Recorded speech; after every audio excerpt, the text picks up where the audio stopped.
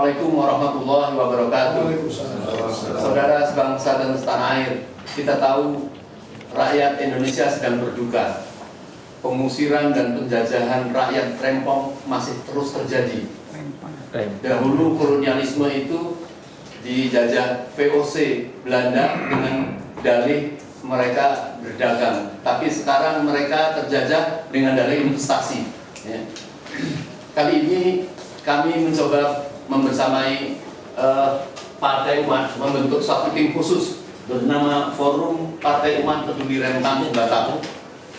Dan kami dari YouTuber Perjuangan, ada Mimbartu, ada Anti Oligarki Channel, ada Fafifa TV, ada USM, ada Zona Hijau, ada Salwa Media Channel, ada banyak ini tergabung dalam channel perjuangan, dan kita merasa perlu sekali apa yang dilakukan oleh Partai Umat dalam membentuk Forum Peduli Tanah Rempong tadi, menyampaikan ke Menko Polhukam. Luar biasa, mereka menyampaikan masukan-masukan terhadap apa yang mesti dilakukan atau diberi ultimatum oleh pemerintah untuk tidak meneruskan sementara dari apa yang dilakukan terhadap rakyat Rempong.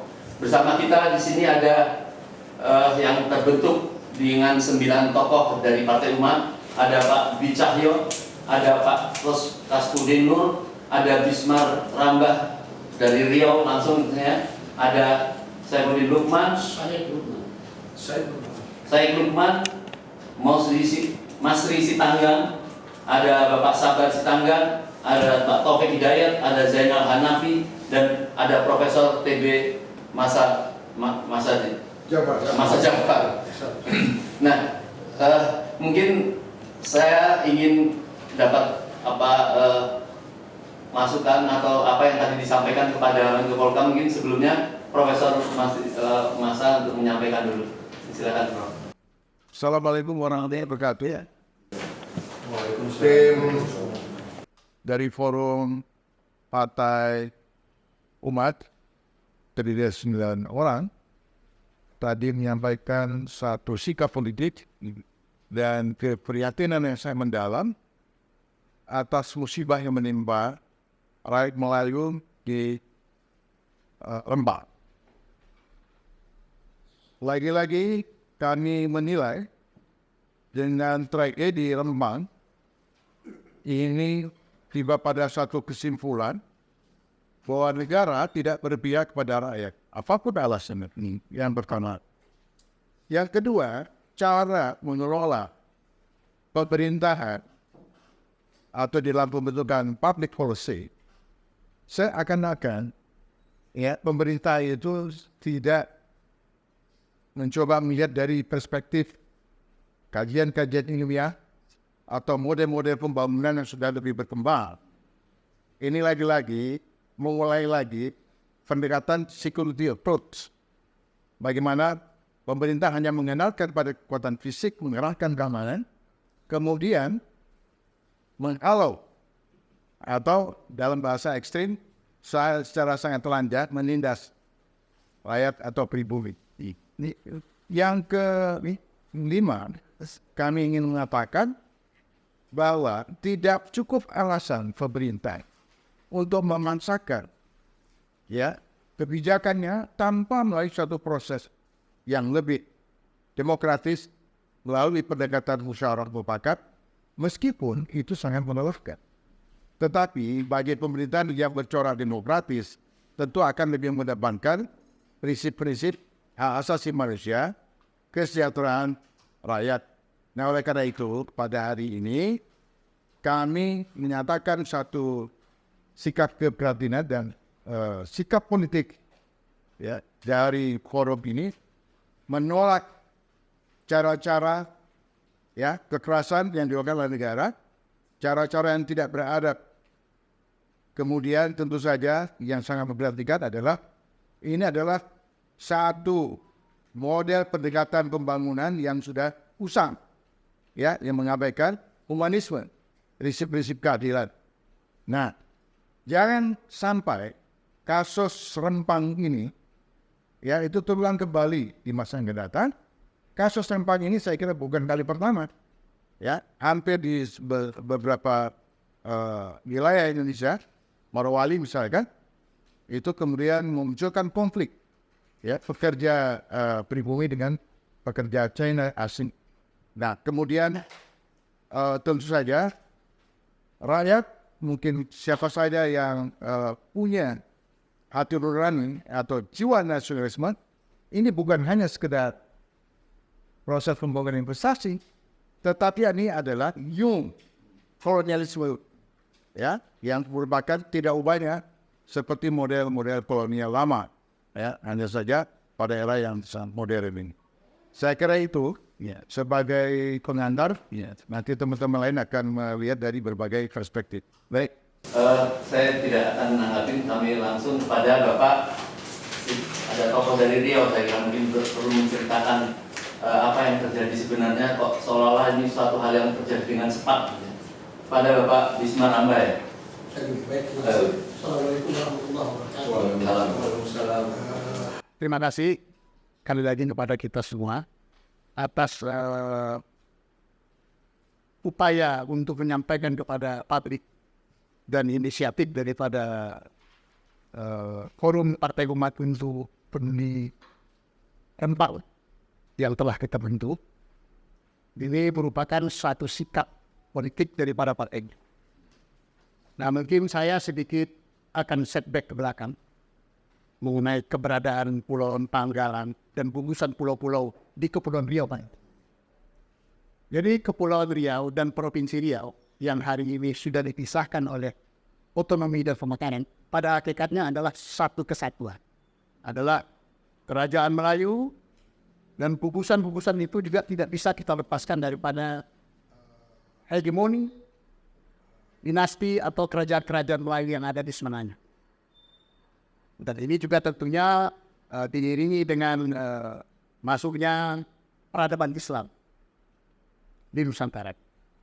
Oleh karena itu saya melalui kesempatan ini ingin menyampaikan bahwa apa yang terjadi hari ini di Rempang adalah upaya untuk mencabut keberadaan eksistensi rakyat itu dari akar segala.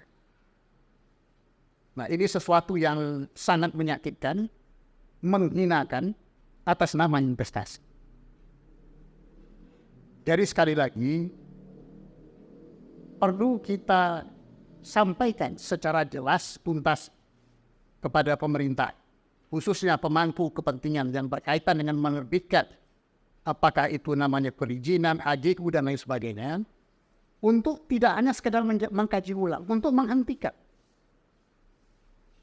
seluruh kegiatan investasi yang direncanakan di sana dan duduk semeja untuk kembali mengingat atau menjadikan parameter soal sejarah, keberadaan historikal, kemudian peradaban yang tumbuh di sana.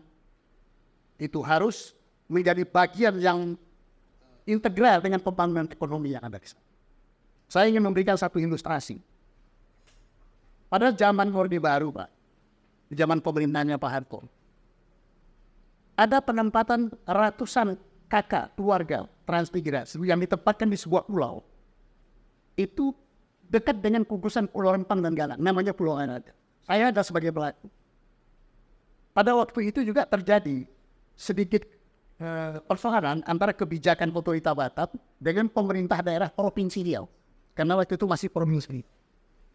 Jadi, kebijakan investasi yang mungkin akan diterapkan oleh otorita Batak itu tidak membenarkan ada pemukiman atau kawasan transmigrasi di wilayah pengembangan Rempang dan Galang, termasuk di Pulau Arada.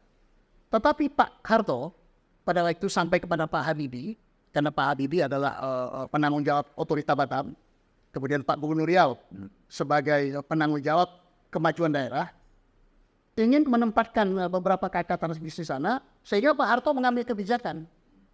Harus kita tempatkan rakyat di sana, kemudian investasi menyusul, yang disesuaikan dengan kondisi daerah. Jadi pada waktu itu, ditempatkan transmigrasi ada ratusan kakak, lalu ada investor yang membangun pusat industri rumput laut. Maksud saya ini ada sebuah contoh. Sebuah contoh bagaimana penanganan pulau-pulau terluar, pulau-pulau strategis kita dari sisi pertahanan nasionalnya itu bisa di-backup dengan penduduk yang ada, apakah itu lokal atau yang didatangkan. Kemudian secara industri, ekonomi, ada investasi yang menyusulnya.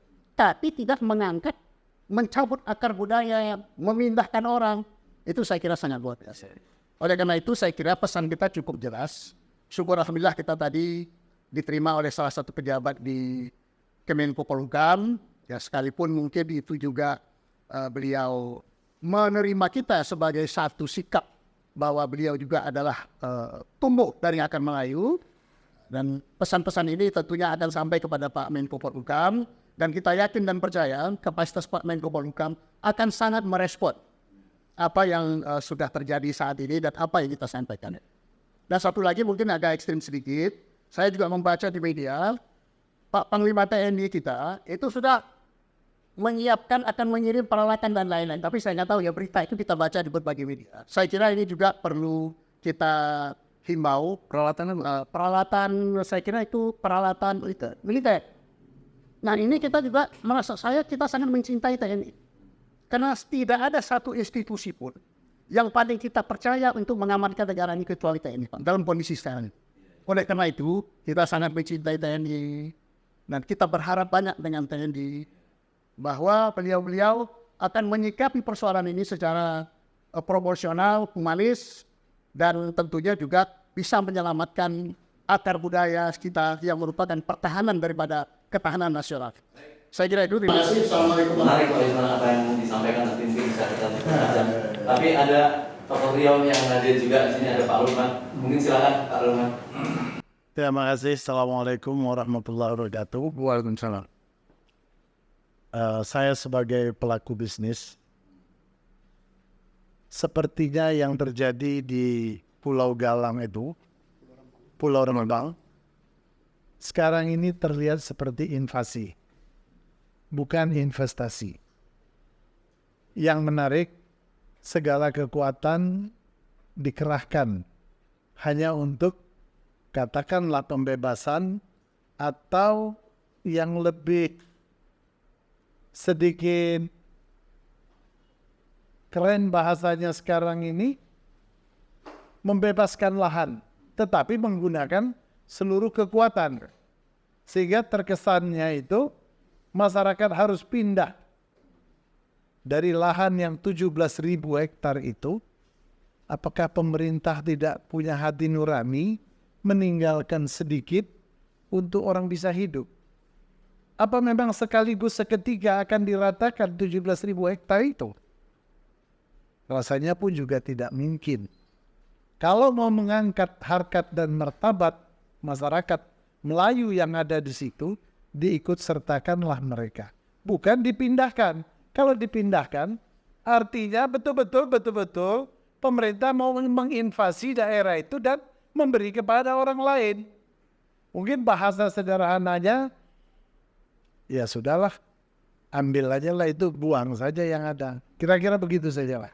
Jadi tidak terlalu menarik untuk dibahas. Karena apa?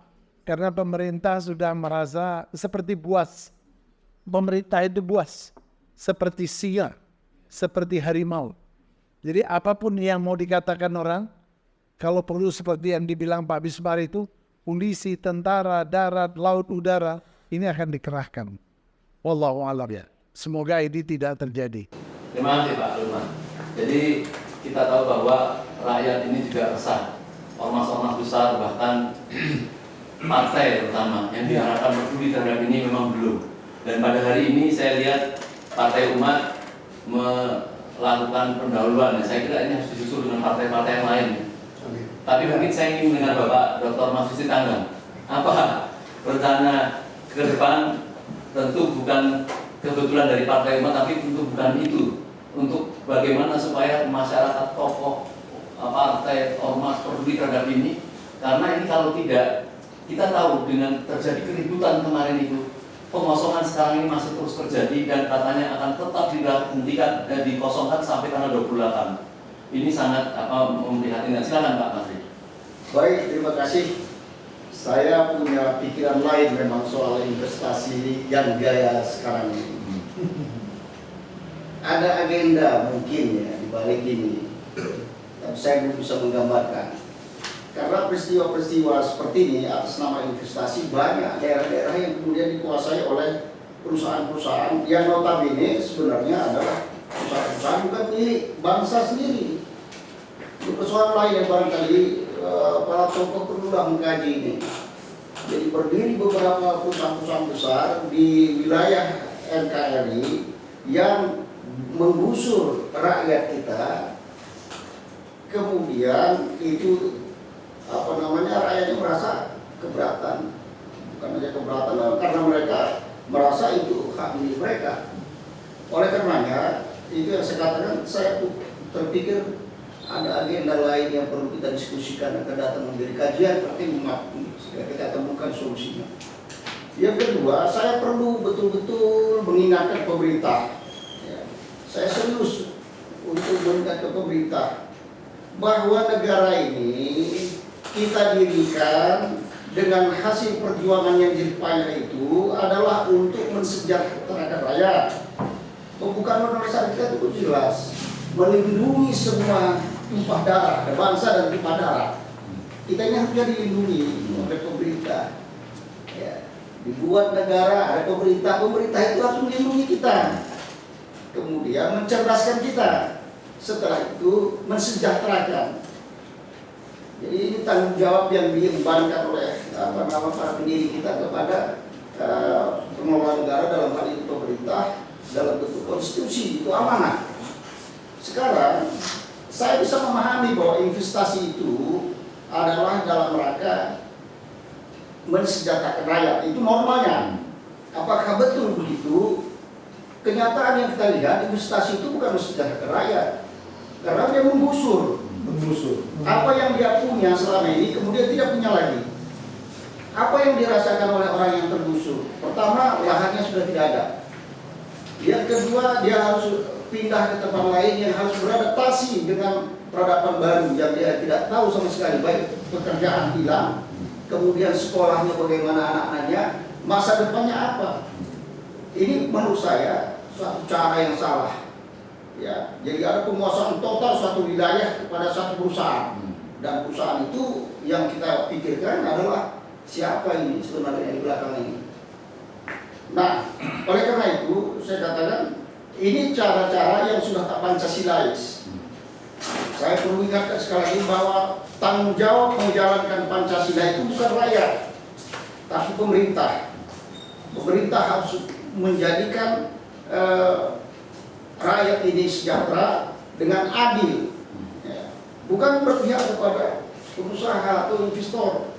Nah, oleh karena itu sekali lagi untuk upaya ini saya pribadi dan mungkin juga sebagaimana yang dipidatokan oleh Ketua Umum pada pembekalan kemarin penutupan itu dikatakan hentikan segera atau batalkan segera rencana investasi di daerah Batam dan Rembas dan sekitarnya yang dimanapun yang mau dijual, karena ternyata menurut kita itu tidak mensejahterakan rakyat. Yang kedua, kembalikan kehidupan di sana sesuai sebagaimana semula. Sekolah hidupkan, puskesmas dihidupkan, kemudian mata pencaharian mereka dikembalikan. Sekarang nggak tahu saya apakah masih bisa bekerja mereka di sana. Sudah nggak aman lagi. Nah, kalau tidak bekerja kan berarti itu mensengsarakan rakyat. Lalu kepastian hukum dalam seperti itu. Iya. Lalu apa gunanya investasi kalau kemudian rakyat sendiri yang menderita? Saya kira itulah yang perlu kita teliti. Kenapa justru ada investasi, rakyatnya bukan sejahtera tapi menderita? Kalau saya melihat sekarang ini ada penderitaan. Nah, itulah saya kira ini saya mau terlibat dalam ini meskipun tidak ada sebelumnya. Dari yang lalu saya sudah menyebutkan ini, tapi ini bersyukur kita Partai Umat sudah mensponsori, menginisiasi. Mudah-mudahan ya seperti yang disampaikan tadi, partai-partai lain supaya ikut semua. Semua elemen masyarakat harus bersama-sama dalam forum ini menyuarakan hal yang sama, hentikan itu proyek investasi yang justru berbalik menjadi bencana bagi rakyat. Saya kira itu. Kemudian kembalikan suasana kehidupan di sana sebagaimana sebelum terjadi ini.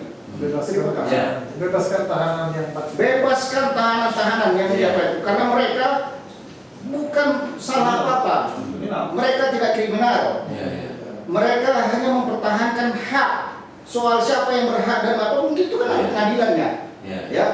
Lalu menurut Islam, mempertahankan hak itu jihad dan mati di situ adalah mati syahid. Ya. Saya dukung warga Melayu untuk mempertahankan haknya. Baik, terima kasih. Saya kira ini membesarkan hati dan keberanian dari masyarakat yang merasa terzolimi dan bahkan mereka tidak tahu tentang hak-hak mereka. Dan kita mengusulkan rakyat ini jangan hanya sekedar partai, tapi calon-calon presiden yang akan datang juga harus berbicara masalah ini. Karena kalau tidak berbicara pada masalah ini, berarti tidak mungkin akan memperdulikan juga pada yang ada yang dikhawatirkan. Di tengah kita ada salah satu sebenarnya tadi ada Bapak mantan hakim di Mahkamah Agung yaitu Bapak Dwi Cahyo. Mungkin bisa menceritakan tentang bagaimana sih sebenarnya kepastian hukum kepemilikan tanah mereka. Silakan Pak Dwi Cahyo. Terima kasih. Assalamualaikum warahmatullahi wabarakatuh. Waalaikumsalam. Kalau kita bicara soal kepastian hukum, dalam hal ini adalah hak kepemilikan ya. Kalau kita bicara soal Kepulauan Rempang ini ya, tentu harus kita melihat produk hukum itu sendiri. Produk hukum itu antara lain putusan pengadilan, terus kemudian juga termasuk keluarnya sertifikat, itu adalah produk hukum. Nah, kita harus melihat sampai sejauh mana produk hukum yang sudah dikeluarkan oleh pemerintah dalam hal Kepulauan Rempang ini. Sampai contoh sederhana, ketika pada waktu itu kasus Lapindo, itu kan ada yang punya sertifikat, ada yang tidak. Tentu itu tidak bisa disamakan. Begitu juga dengan penggantian maksudnya, itu tidak bisa disamakan. Begitu juga di Kepulauan Rempang ini. Saya belum melakukan investigasi sejauh itu, tetapi ketika nanti saya ke sana, itu saya akan coba untuk melakukan investigasi. Apakah masyarakat di Kepulauan Rempang itu sudah memiliki sertifikat? Apakah seluruh masyarakat di sana sudah memiliki sertifikat? Atau memang tanah adat yang memang sudah dihuni sejak bertahun-tahun ya Pak ya? Bertahun-tahun. Ratusan tahun. Sudah ratusan tahun. Tanah adatnya dia kan itu tanah adat juga produk hukum, bukan tidak produk hukum ya. Tanah adat pun juga produk hukum itu. Nah kemudian kalau kita lihat, kita bicara soal kepastian hukum, semua yang ada sekarang ini meminta kepastian hukum. Siapapun juga meminta kepastian hukum. Karena dengan adanya kepastian hukum, maka sesuatu akan berjalan tentunya sesuai dengan aturan-aturan atau peraturan-peraturan hukum itu sendiri. Kemudian kalau kita melihat kalau kita berbicara mengenai investasi dan kita melihat kondisi yang sekarang terjadi, ini kan merupakan aset negara. Apa yang ada di bumi Indonesia ini adalah aset negara. Nah, kalau aset negara ini sekarang diserahkan atau dijual, apapun namanya, dengan berkedok investasi, ini kan sudah nggak benar.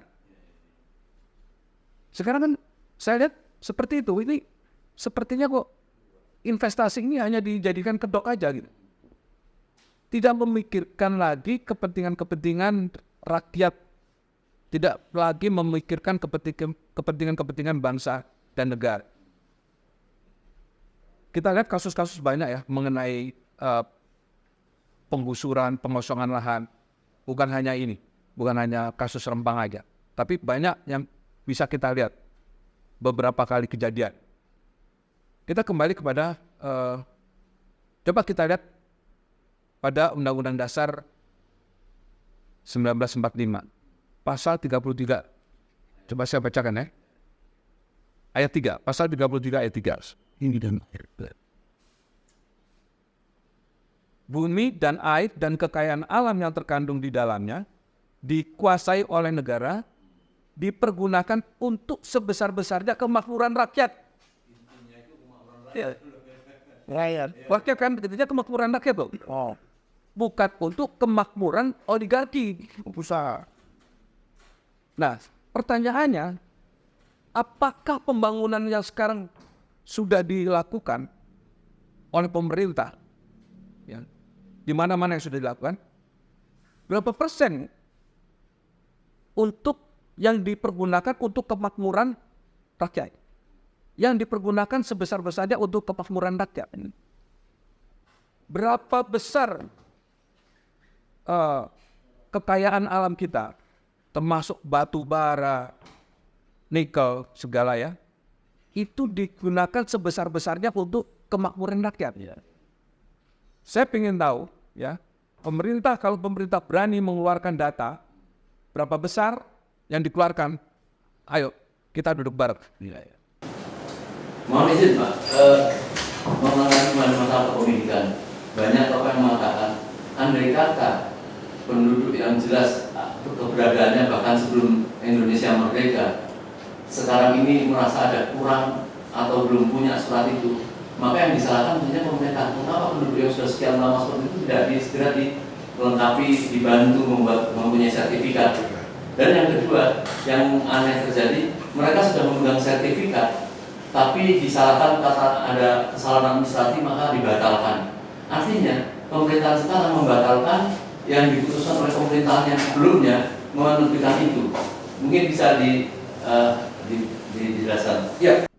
Mengenai pembatalan memang diatur ya. Mengenai pembatalan itu diatur. Tetapi ketika ada kesalahan secara administrasi.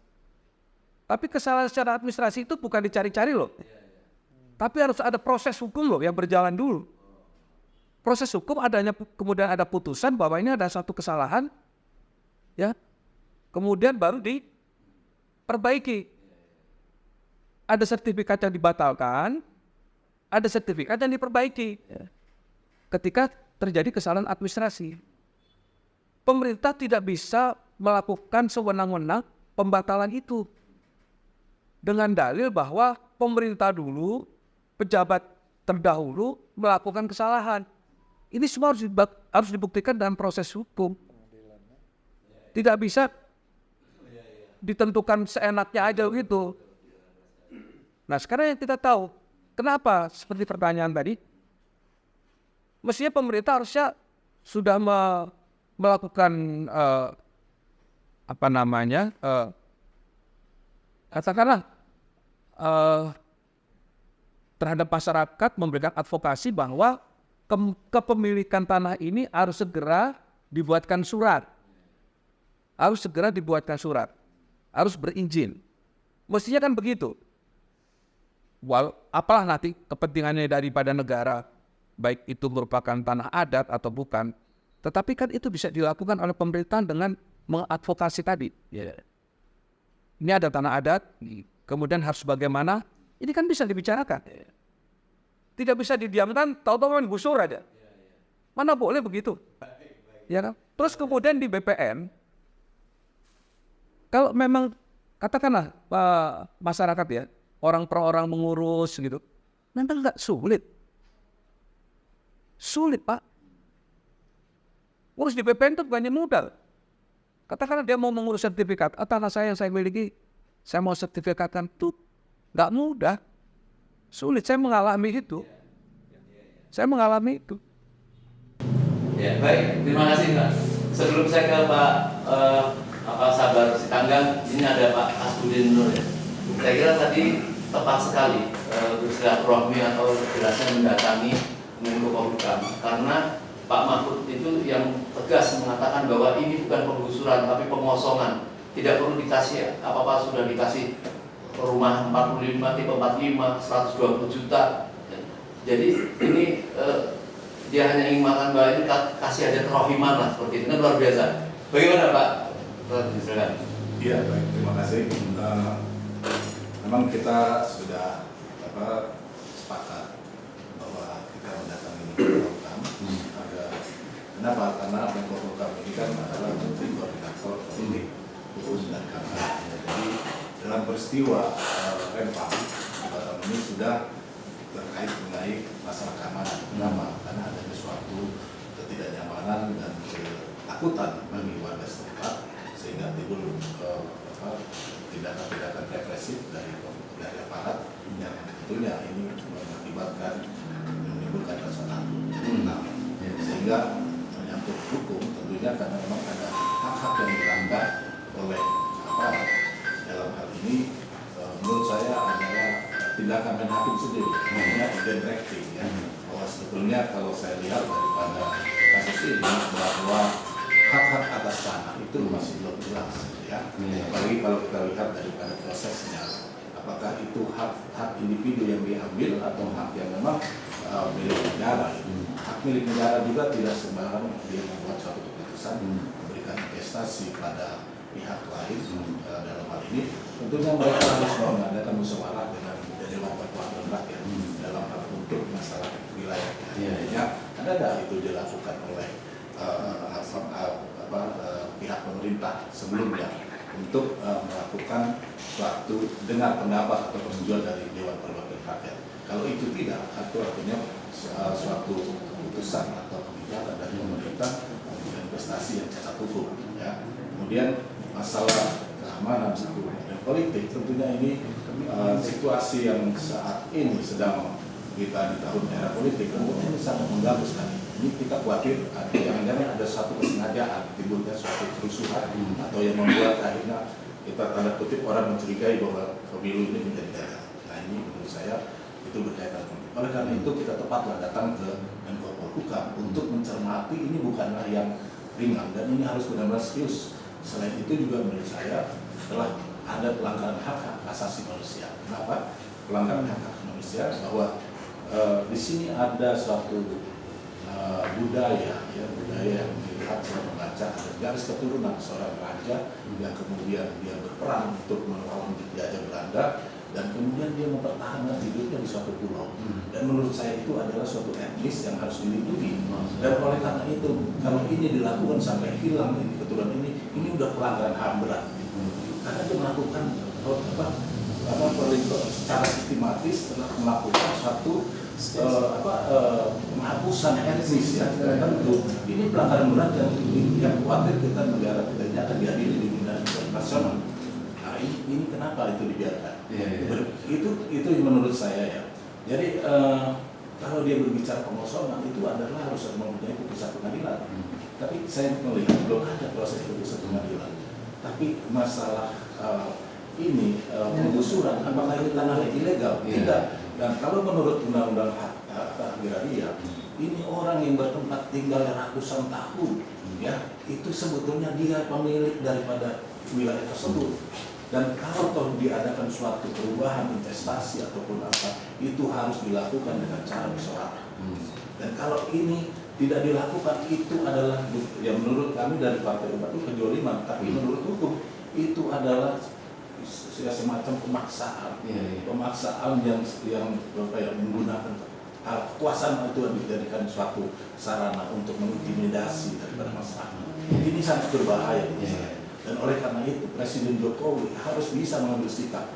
Kalau dia membiarkan kita ada suatu bentuk cegah dan dia membiarkan itu.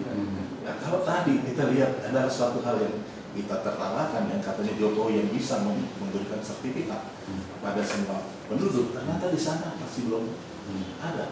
Nah kalau itu udah ada bentuk sertifikat, itu adalah suatu hak pemilikan yang paling kuat menurut alat hukum. Oleh karena itu tidak bisa dia mencampingkan begitu saja. Paling tidak harus dibatalkan dulu berdasarkan putusan pengadilan. Baik, jadi saya kira jelas nih. Jadi Pak Tasbudin melihat ini ada semacam inkonstitusional dari penguasa terhadap masalah ini dan melakukan pelanggaran HAM berat. Jelas kalau pelanggaran HAM berat itu jelas memang merupakan kezoliman. Dan saya kira saya setuju tadi ada yang menyampaikan bahwa ini tetap kita koordinasi dengan TNI. Hanya satu-satunya memang kita harus memberikan dorongan kepada TNI karena di sana sudah perlakuannya sudah berlaku militerisasi kan. Pengusuran penembakan ini saya kira sudah luar biasa ya. Oleh karena itu saya prihatin terhadap pemerintah. kita ini mencintai tentara nasional Indonesia, itu adalah tentara kita. Kita mencintai polisi kita, mencintai pemerintah kita. Tapi kalau dia melakukan hal seperti ini, bagaimana citra daripada kepolisian? Bagaimana citra dari kepada tentara? Yang ternyata ini bukan ranah tentara datang ke sana. Polisi pun belum berhak ini. Ini pun yang merasa punya hak investasi itu belum berhak untuk melakukan penggusuran. Dia harus melakukan proses peradilan lebih dulu. Negara kita kan negara hukum. Undang-undang dasar negara kita menyatakan negara kita adalah negara hukum. Artinya semua orang tidak merasa dirinya berhak. Jadi proses-proses hukum proses harus dilakukan secara ini. Jadi kita belum melihat lagi siapa pemilik atau siapa, tapi ketika dia merasa haknya terganggu, dia tidak boleh menhakim sendiri. Itu karena ada lembaga peradilan yang mengambil keputusan siapa yang benar, siapa yang salah.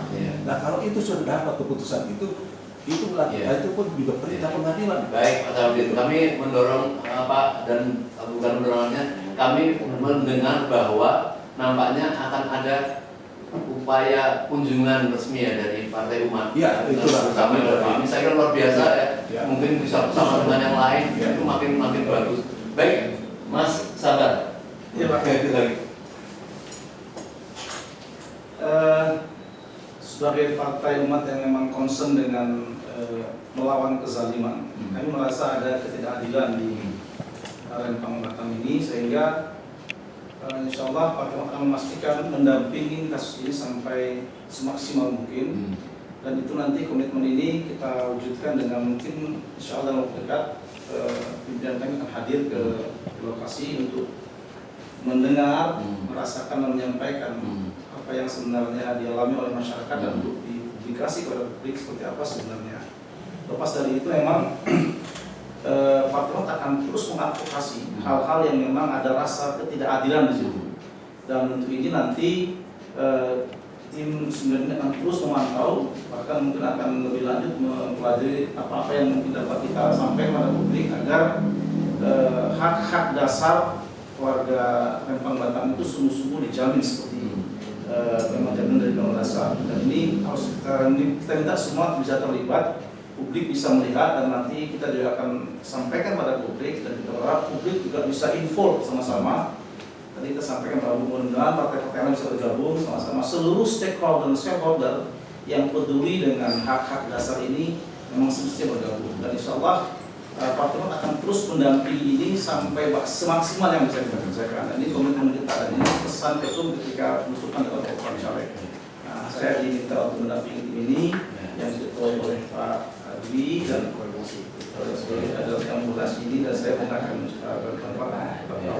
Baik, terima kasih. Saya tahu bahwa yang di hadapan kita ini adalah narasumber-narasumber yang tentu tidak puas akan berbicara secara luas, tapi kita ini terpenting adalah YouTuber perjuangan. Kita ingin mengumumkan, kita langsung disiarkan secara live dan tidak akan tunda nanti supaya didengar oleh pihak-pihak yang lain bahwa Partai Umat sudah mendahului membuat suatu forum ya, Partai Umat Peduli Rempang. Dan saya kira semua akan melakukan seperti ini, tidak ada persaingan-persaingan, tapi ini betul-betul dari hati nurani kita, karena kalau tidak cepat kita tahu bahwa komitmen mereka tanggal 28 harus kosong. Entah siapa yang memaksa rezim ini, pokoknya harus kosong. Ini kan pasti akan terjadi satu kezoliman dan pelanggaran HAM yang lain. Oleh karena itu memang harus gerak cepat, dan kita ini nanti YouTuber perjuangan membersamai kalau ke sana ya, biar bisa langsung memberikan secara luas. Mungkin itu ada perwakilan satu yang ya, saya kira begini. Kalau ini tidak bisa kita hentikan secara bersama-sama semua elemen umat atau masyarakat rakyat Indonesia, saya berkeyakinan ada rembang-rembang baru yang akan dilakukan sama. Oleh karena itu, ya rempang baru. Jadi ada wilayah lain yang akan diperlakukan seperti ini. Oleh karena itu, kalau mau kita menghentikan ketidakadilan ini, kita ajak semua elemen masyarakat bergabung untuk sama-sama menghadapi persoalan. Iya, ya tepat sekali saya kira.